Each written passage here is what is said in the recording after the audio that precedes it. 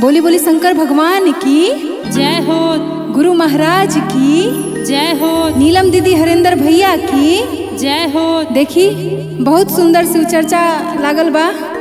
यहाँ बहुत सुंदर सुंदर शिष्या भजन गावे खातिर बैठल बड़ी। आ गुरु जी के मनावे के बा कौना भाव में कैसे हो कि कहाँ पैबो गुरु के चरचवा से कहावा पैबो भजन।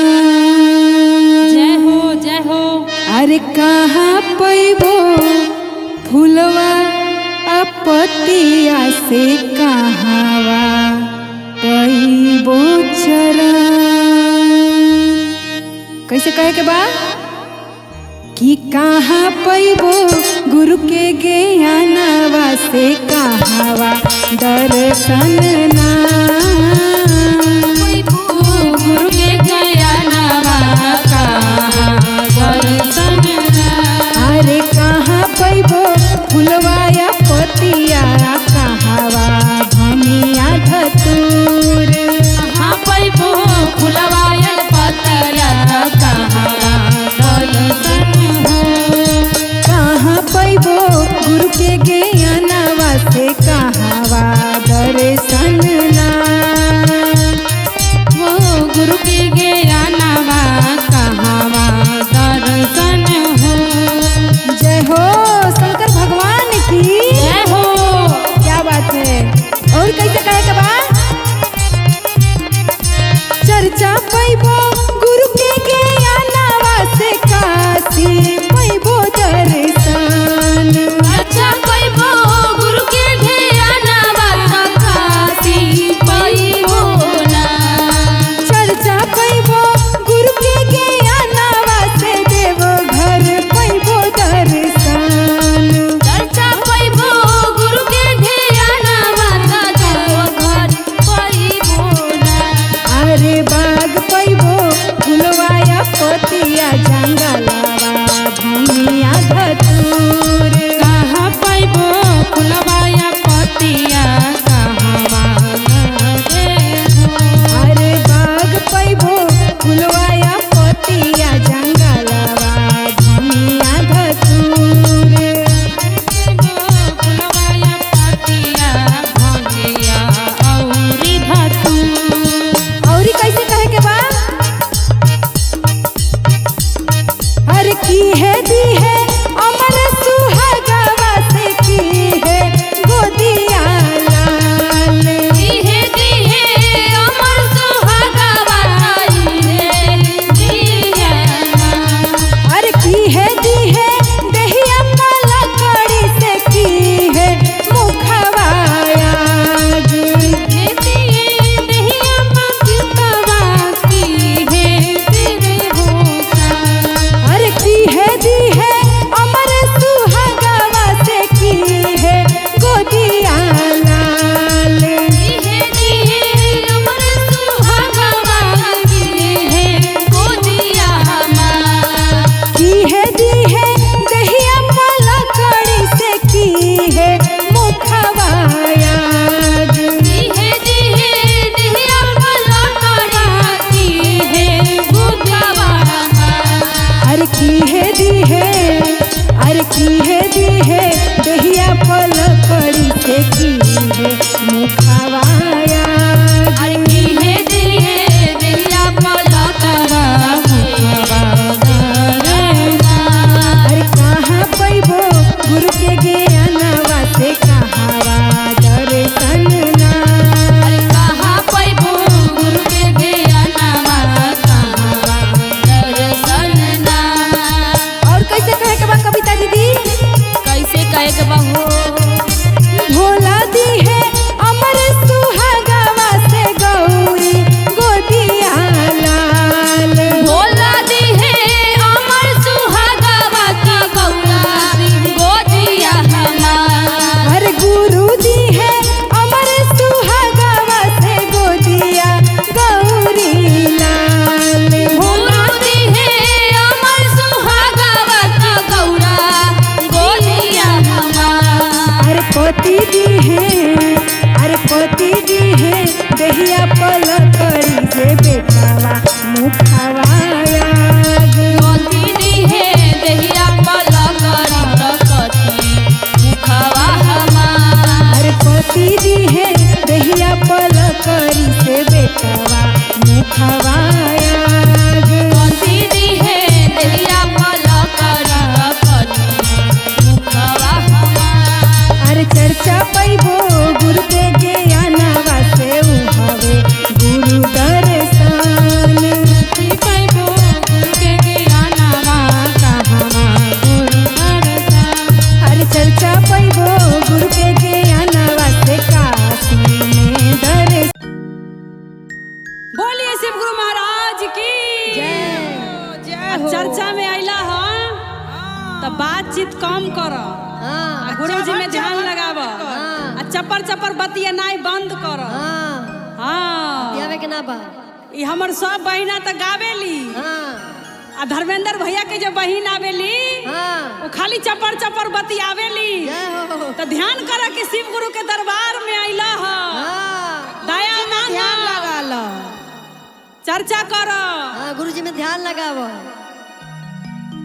चपर चपर बतियाए रे जब चर्चा में आवे, चपर चपर बतियाए रे जब चर्चा में आवे, चपर चपर बतियाए रे जब चर्चा में आवे।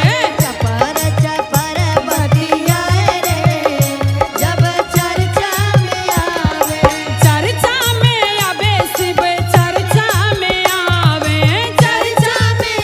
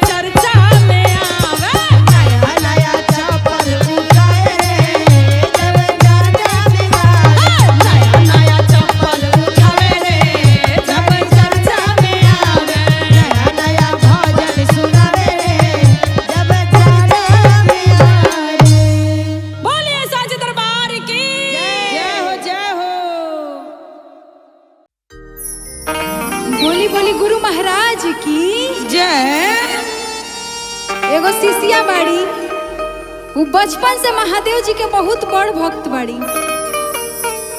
और उनकर शादी हो गई बा और उनकर घर परिवार के सोच बहुत अलग बा। वो लोग भक्ति भजन से बिल्कुल हट के बा एकदम की। आ जौन शिष्या बाड़ी वो एगो कमरा में बैठ के शिव गुरु के गोहरावा तारी कौना भाव में का कहतारी आई भजन के माध्यम से सुनल जाई कि घरा पिछुआरी मोरा घरा पिछुआरी मोरा हर शिव के मंदिरिया घर पिछुआरी मोरा शिव के मंदिरिया घर पिछुआरी मोरा शिव के मंदिरिया सासु लगवनी पहर दरवा हो भोला कैसे के आई सासु लगवनी पहर दरिया हो भोला कैसे के आई सासु लगवनी पहर दरिया हो भोला कैसे के आई कैसे के आई भोला कैसे के आई कैसे के आई भोला कैसे के आई ऊपर से ननदी चुगल खोरवा हो भोला कैसे के आई ऊपर से ननदी चुगल खोरवा हो भोला कैसे के आई ऊपर से ननदी चुगल खोरवा हो भोला कैसे के आई। ए गुरुजी अब रउआ बताई ना राउर भक्ति कैसे करी हम कैसे करी? चोरा के करी। और का कहतारी जी के अपनावे के बाद चोरा के अगरबत्ती देखावा। एकदम दीदी सही बोललू बचपन से पूजनी भोला राउर चरनिया राहरो चरनिया भोला, राहरो चरनिया। घूमी घूमी कोइनी राउर भजनिया राहरो भजनिया भोला,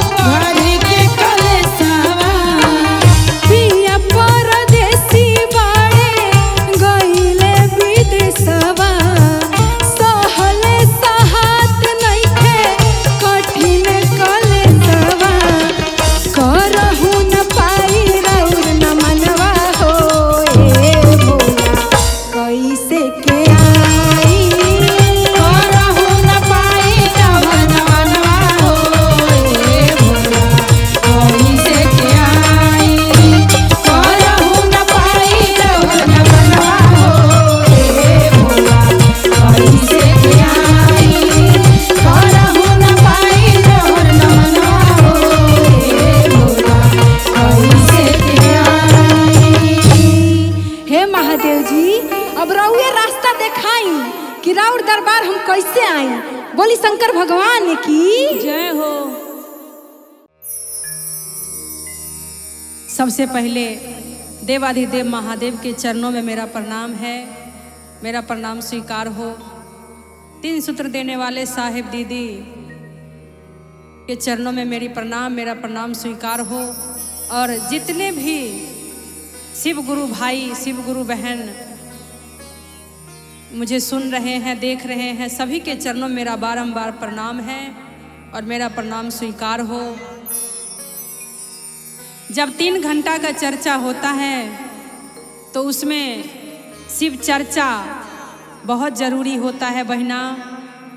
जब तक शिव गुरु की चर्चा ना हो तो शिव चर्चा का मतलब नहीं होता, शिव चर्चा पूरा नहीं होता। तो इसलिए गुरु के चर्चा में भजन के साथ साथ चर्चा भी ज़रूरी है। तो आइए साहेब जी का दिया हुआ 3 सूत्र जो हम सभी जनमानस तक पहुंचा है, और जिन्होंने जो शिव गुरु भाई, शिव गुरु बहन ने अभी तक शिव को गुरु नहीं बनाया, उनसे हाथ जोड़ के निवेदन है कि आज ही और अभी ही शिव को गुरु बनाइए और आप शिष्य शिष्या बनिए। बहुत शक्ति है बहिना, शिव गुरु के शक्ति का कोई बखान नहीं किया जा सकता, अपरंपार महिमा बरसता है। तो इसी चर्चा में मैं 3 सूत्र लेके आई हूँ आप सभी के बीच। तो देखिए बहिना, शिव चर्चा का शिव गुरु को गुरु कैसे बनाया जाए और शिष्य शिष्या कैसे बना जाए, तो इनके लिए हमारे साहेब जी 3 सूत्र लाए हैं। पहला सूत्र में शिव गुरु से दया मांगना है। गुरु भाई कहेंगे, हे शिव, आप मेरे गुरु हैं, मैं आपका शिष्य हूँ, मुझ शिष्य पर दया कीजिए, दया कीजिए। गुरु बहना कहेंगे कि हे महादेव, हे शिव, आप मेरे गुरु हैं, मैं आपकी शिष्या हूँ, मुझ शिष्या पर दया कीजिए, दया कीजिए। और बहना दूसरा में चर्चा है, बहुत सुंदर नाम, जिसका नाम शिव चर्चा कहा गया है। उस चर्चा का मतलब है जिस टाइम आप दया मांग रहे हैं उसी टाइम चर्चा भी होना चाहिए। 3 सूत्र का मतलब है तीनों सूत्र साथ में होना चाहिए। तो चर्चा कैसे कहेंगे, क्योंकि हम सभी घर में कभी अकेले होते हैं या घर के जो भी सदस्य हैं वो शिव गुरु को गुरु नहीं मान रहे हैं, शिष्य शिष्या नहीं बने हैं। अगर हम बन गए हैं तो दूसरा विधान जो है चर्चा, वो हम ऐसे कहेंगे कि हे माँ धरती, आकाश, साधु संत, जीव जंतु, पेड़ पौधा, मैंने अपने जीवन में शिव को गुरु बनाया है, मुझ पे अति कृपा हुआ है। आप सभी भी शिव को गुरु बनाइए और उनका दया पाइए। और तीसरा विधान है बहिना, नमः शिवाय, जो सांसों द्वारा करना है वो करके और गुरु जी के चरणों में प्रणाम करना है। जितना टाइम मिले उतना ही कीजिए, लेकिन कीजिए ज़रूर। और ये 3 सूत्र का पालन कीजिए और अपने जानने वालों को आप बताइए। आपका काम है बताने का, माने ना माने उनका काम है। हमारे साहेब जी कह के गए हैं, मानेगा सभी आज नहीं तो कल, शिव को गुरु तो सभी बनाएंगे। जो लेट कर रहा है वो बनाने के बाद पछताएगा कि हमने इतना लेट क्यों किया। इसलिए आप सभी लेट मत कीजिए, आइए शिव की ओर चलें। साहेब जी का कहना है कि आओ चलें शिव की ओर। तो चलिए बहना, इतना ही पे मैं अपनी वाणी को विराम देती हूँ। बोलिए साचे दरबार की जय। बोलिए बोलिए शंकर भगवान की जय। गौरा माता की जय। आई कैसे कहे के बा भजन के भाव में कि महादेव जी सबके दुख हरेले, चाहे वो देव होके चाहे दानव। देखो बहुत सुंदर शिव चर्चा भजन लेके आइल बनी। हमरा आशा ना पूर्ण विश्वास पर वो लोगन के बहुत अच्छा लागी। लागी। तो कैसे कहे के बा, कैसे कि तीनों अखिया खोली के हर डमरू बजैले। महादेव जी के तीसरा नेत्र कब खुलेला? जब वो बहुत क्रोधित हो जाले। हाँ हाँ तो उहे कहे के बा कैसे? कैसे? कि तीनों अखिया खोली के डमरू बजैले, तीनों अखिया खोली के डमरू बजैले। आ सृष्टि बचावे खातिर विष पी गईले, सृष्टि बचावे खातिर विष पी गईले, सृष्टि बचावे खातिर विष पी गईले। तीनों अखिया खोली के डमरू बजैले, दोनों अखिया खोल के डमरू बजैले, तीनों अखिया खोली के डमरू बजैले। अरे दुनिया बचावे खातिर विष पी गईले, दुनिया बचावे खातिर विष पी गईले, दुनिया बचावे खातिर विष पी गईले। औरी का कहे के बा? कैसे खुशबू? देवो आ दानव सब एक समाने, एक समान हो एक समान, भेद अभाव भोला नाही करे केहू से। मोरे दया भाव भोला नाहे करे केहू से। दुनिया में सब केहू एक समाने, भेद अभाव भोला नाही करे केहू से। औरी कैसे कहे के बा? भूतो पिशाच के भगिया जगैले, जय हो पिशाच के भगिया जगैले, अरे भूतो पिशाच के भगिया जगैले। हर सृष्टि बचावे खातिर विष पी गईले, सृष्टि बचावे खातिर विष पी गईले, सृष्टि बचावे खातिर विष पी गईले, सृष्टि बचावे खातिर विष पी गईले। औरी का कहे के बा? कैसे? बहुत बड़ पापी रहे एगो रावण, रावण आ उनकरो के तरले बारे। कैसे? कैसे? रहले पापी रावण उनको के तरले, उनको के तरले हो, उनको के तरले, घोर तपस्या करके बाबा के पुकारले। बाबा के पुकारले हो, बाबा के पुकारले, रहले पापी रावण उनको के तरले, घोर तपस्या करके बाबा के पुकारले। अब देखी, हाँ जब महादेव जी के पुकारले बा एगो राक्षस, तब उनकरो से महादेव जी प्रसन्न होके गईले, हाँ। आ उनकरा के सोना के लंका दान कर देले। जय हो। तो कैसे कहे के बा? कैसे? खुश होके रावणों के दर्शन देखैले, खुश होके रावण के दर्शन देखैले, अरे खुश होके रावणों के दर्शन देखैले। ए दीदी, हाँ हर दुनिया जय बचावे हो। खातिर विष पी गईले, दुनिया बचावे खातिर विष पी गईले, आ सृष्टि बचावे खातिर विष पी गईले। दुनिया बचावे खातिर विष पी गईले, अरे दुनिया बचावे खातिर विष पी गईले। सृष्टि बचावे खातिर विष पी गईले, दुनिया बचावे खातिर विष पी गईले। सृष्टि बचावे खातिर। ओहो जय हो। बोली गुरु महाराज की जय। देखी दुनिया बचावे खातिर भोले बाबा खुदे जहर के प्याला पी गईले। बोलिए सांचे दरबार की जय। पांडे जी, हमरा भोला जी के भांग धतूरा खा खा के मन उबिया गइल बा। बिया गइल बा। त गौरा जी से कहनी का कहनी? कि देखा गौरा, आम के महीना चलता, चलता आ ले आव आज कैलाश पर्वत पर जाबो। आ आम के आ हरियर मरचा के चटनी पीस तनी चटक मन हो जाए। हाँ, आ हमरा पांडे जी के गांव में आजमगढ़ में हाँ शिव चर्चा रखाइल बा। रखाइल बा।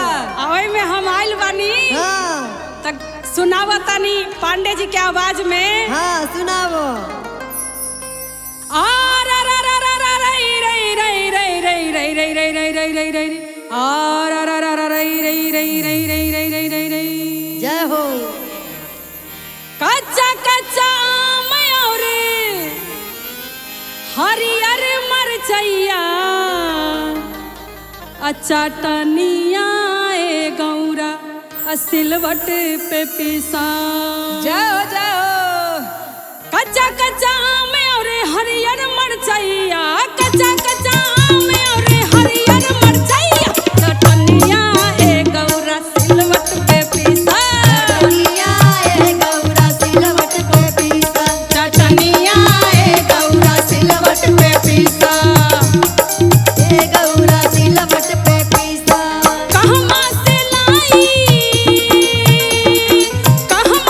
लाई हम हरियर मरचैया।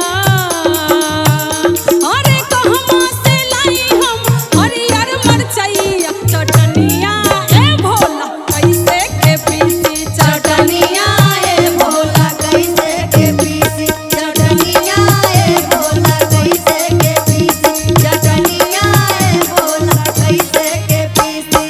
भगिया धतुरवा से मन उबियाइल। मन उबियाइल हो मन उबियाइल। गांजा के धुआं से जिया घबराइल। जिया घबराइल हो जिया घबराइल। भंगिया धतुरवा से मन उबियाइल। गांजा के धुआं से जिया घबराइल। आ रा रा रा रा रा रई रई रई रई रई रई रई रई रई जय हो। आ रा रा रा रा रई रई रई रई रई। दाल भात चोखा और हरियर मरचैया चटनिया ए गौरा सिलवट पे पीसा। चटनिया ए गौरा सिलवट पे पीसा। चटनिया ए गौरा सिलवट पे पीसा। चटनिया ए गौरा जाहो। पे पीसा। चटनिया ए गौरा सिलवट पे पीसा। कैलाश से पर्वत पर मिर्चा न मिली। मरचा ना मिली हो मरचा ना मिली। भंगिया धतुरा भोला फेरू से खाई। पेरू से खाई भोला पेरू से खाई। कैलाश से पर्वत पर अमवा न मिली। भंगिया धतुरा भोला फेरू से खाई। कहवा से लाई आ रा रा रा रा रा रई रई रई रई रई रई रई रई रई रई रई रई रई आ रा रा रा रई रई रई रई रई। कहवा से लाई आहो आम के चटनिया चटनिया ए भोला कहवा से लाई। चटनिया ए भोला कहवा से लाई। चटनिया ए भोला कहवा से लाई। चटनिया ए भोला कहवा से लाई। कच्चा कच्चा आम और हरियर मरचैया कच्चा कच्चा आम और हरियर मरचैया चटनिया ए गौरा सिलवट पे पीसा। चटनिया ए गौरा सिलवट पे पीसा। चटनिया ए गौरा सिलवट पे पीसा। चटनिया ए गौरा सिलवट पे पीसा। चटनिया ए गौरा सिलवट पे पीसा। बोले साचे दरबार की जय।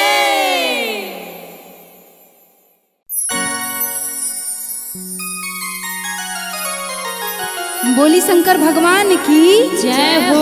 गौरा माता की जय हो। देखी गौरा माई के द्वार पर बारात आ गइल बा। आ गइल बा। आ गांव समाज के लोग ताना मारता कौना भाव में कैसे कहता कैसे कहता आई गीत के माध्यम से सुनल जाओ कि गौरा के बर मिलल करिया सखी रे हला बाटे नगरिया में। पूरा नगर में हल्ला हो गइल बा कि ये सखिया गौरा इतना गोर बारी आ इनकर दूल्हा देखा ना कितना करिया बारे। तो का गांव के नगर के लोग कहता कैसे भावन में कैसे कहता हो कि गौरा के बर मिलल करिया सखी रे हला बाटे नगरिया में। गौरा के बर मिलल करिया सखी रे हला बाटे नगरिया में।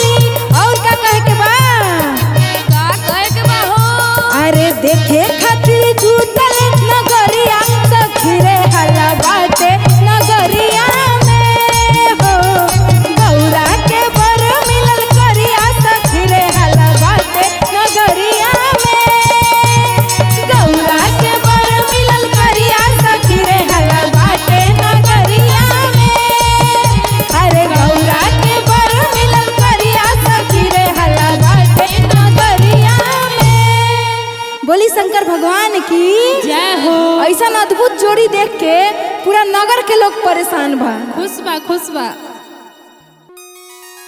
बोलिए शिव गुरु महाराज की जय हो। सपना के हमरा पुरैहा हो गुरु अंगना में अइहा। जय हो गुरुदेव। सपना के हमरा पुरैहा हो